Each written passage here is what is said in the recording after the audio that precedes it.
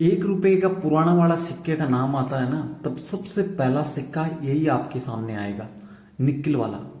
और इस सिक्के की कीमत बहुत ही तेजी से बढ़ी है आज के टाइम पर।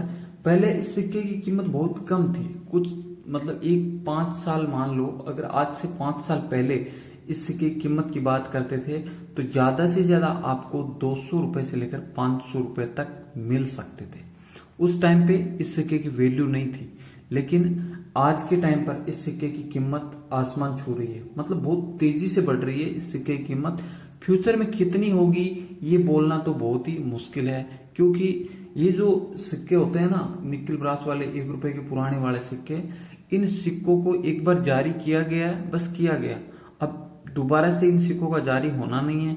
और उसके बाद दूसरी चीज ये भी होती है कि जो कंडीशन होती है ना, वो बहुत मायने रखती है। जैसे सिक्के पुराने होते जाएंगे, कंडीशन अच्छी मिलनी बहुत ही मुश्किल हो जाती है। ऐसी टाइम पे ऐसे सिक्के बहुत ही ज्यादा कीमती हो जाते हैं। मैं आज आपको बताऊंगा कि कलेक्टर की मतलब डिमांड में इन सिक्कों की क्या वैल्यू चल रही है आज के टाइम पर। मतलब बुक के रेफरेंस से तो आपने चेक किया ही होगा, बुक में भी इस सिक्के की कीमत बढ़ा के दिखाई गई है। और अब मैं आपको इस सिक्के की रियल वैल्यू बताने वाला हूं कि रियल में जो कलेक्टर के बीच में इस सिक्के की कीमत चल रही है वो क्या कीमत चल रही है, उसके बारे में आज की इस वीडियो में मैं आपको जानकारी दूंगा।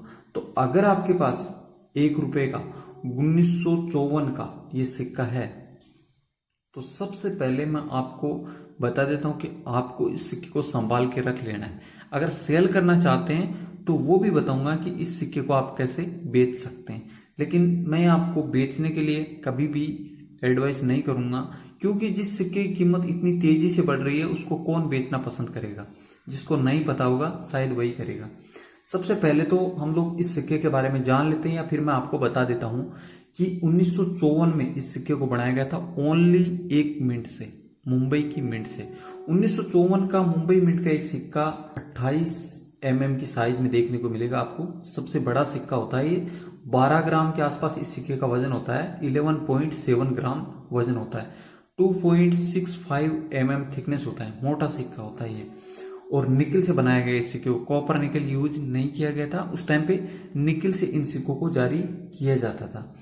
और सिक्का आप लोग देख सकते हैं, बीच में एक बना हुआ है बड़ा सारा, और रुपया रूपी ये सब लिखा हुआ देखने को मिलता है। नीचे ईयर मेंशन किया गया है 1954, और उसके नीचे बना हुआ है ये डायमंड का मिंट मार्क। ये तो सिक्के की पहचान है, मतलब निकिल का सिक्का है, बड़ा वाला सिक्का है, तो आप आसानी से पहचान ही जाएंगे।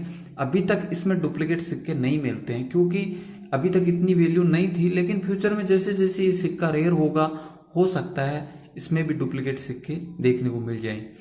अब मैं आपको बताऊं कि इसमें से अगर हमें कलेक्शन करना चाहिए तो किस सिक्के का करने का। सिक्का तो एक ही है, आपको पता है, ओनली मुंबई की मिंट से जारी किया गया है, तो एक ही मिंट का सिक्का है। इसमें आपको देखना है एक्स्ट्रा फाइन और यूएनसी, दो कंडीशन में इस सिक्के को अपने कलेक्शन में ऐड करने की कोशिश करें। कीमत भी बता देता हूं कि आज के टाइम पर इस सिक्के को कलेक्शन में ऐड करने के लिए कितनी वैल्यू चुकानी पड़ सकती है आपको। ये सिक्का यूएनसी कंडीशन में आज के टाइम परचेज करने के लिए 3000 रुपए तक देने पड़ सकते हैं, या फिर आपको भी मिल सकते हैं अगर आपके पास यूएनसी कंडीशन का सिक्का होता है 1954 का मुंबई मिंट का। और अगर एक्स्ट्रा फाइन कंडीशन में सिक्का होता है तब इसकी वैल्यू 1500 रुपए से लेकर 2000 के बीच में चल रही है। अभी की जो कलेक्टर के बीच में इस सिक्के की डिमांड है वो वैल्यू बता रहा हूं। बुक में तो एक्चुअली में इसकी वैल्यू कम देखने को मिलेगी, आपको इतनी वैल्यू नहीं है, लेकिन जैसे ही मतलब बुक आई और इसकी जो कीमत के बारे में पता चला लोगों को, उसके हिसाब से मतलब जो कीमत बढ़ती है उसके हिसाब से इसकी डिमांड बढ़ी है।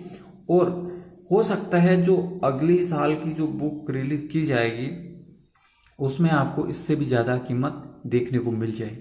लेकिन एक कलेक्टिबल सिक्का है, और इस सिक्के में सबसे बड़ी बात है कि अगर घिसा पिटा सिक्का है तो फिर इसकी वैल्यू भी मैं आपको बता देता हूं, 200 रुपए से लेकर 400 रुपए तक मिल सकते हैं।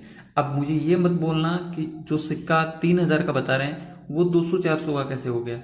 तो इसकी वजह ये होती है कि जैसे जैसे कोई सिक्के को ईयर निकल जाता है, मतलब टाइम निकलता है, तो उसकी कंडीशन संभाल के रखना बहुत ही मुश्किल होता है। कलेक्शन का मतलब यही होता है कि आप उसको जितनी अच्छी कंडीशन में रख सकते हैं, और मतलब कितनी साल तक आप उसको संभाल के रख सकते हैं, उसकी कीमत उसी हिसाब से बढ़ती है। अगर ये यूएनसी एक्स्ट्रा फाइन कंडीशन में भी आज से 10 साल बाद में आपके पास में होगा, तो 10,000 से तो मेरे हिसाब से कम इसकी वैल्यू हो ही नहीं सकती है। अब ये नहीं बोलना है कि 10,000 ही होगी, 20,000 भी हो सकती है, 30 भी हो सकती है। ये तो हमेशा ही जो आपसे खरीदने वाला होता है उस पर डिपेंड करता है और कलेक्शन पे डिपेंड करता है। सबसे बड़ी बात यह है किसको किस चीज़ की नीड है और आपका कलेक्शन किस टाइप का होता है, उसके हिसाब से उसकी वैल्यू तय की जा सकती है। तो ये है 1954 का डायमंड मिंट मार्क का ₹1 का बड़ा वाला सिक्का। जो लोग इस सिक्के को सेल करने के बारे में सोच रहे हैं, मैं आप उन लोगों से एक ही बात बोलना चाहूंगा कि इस सिक्के को सेल करने के बजाय आप इसको चेंज करने की कोशिश करें। अगर आपके पास अच्छी ग्रेड का सिक्का नहीं है, मतलब फाइन कंडीशन से भी वीक है, तो आप इसको एक्स्ट्रा फाइन या यूएनसी में परचेज करने की कोशिश करें या चेंज करके अपने कलेक्शन में ऐड करने की कोशिश करें। ये सिक्का आपको अच्छी वैल्यू देगा फ्यूचर में। और अगर आप इसको सेल करना चाहते हैं तो बहुत सारे कलेक्टर्स हैं, ऑनलाइन भी आप लोग इनको सेल कर सकते हैं। इसके अलावा आप मुझे भी इंस्टाग्राम नंदुजाट RJ23 पर इसकी फोटो सेंड कर सकते हैं, लेकिन सिक्का एक्स्ट्रा फाइन कंडीशन के आसपास होना चाहिए। अगर आपका सिक्का घिसा पिटा है तो फिर फोटो सेंड ना करें।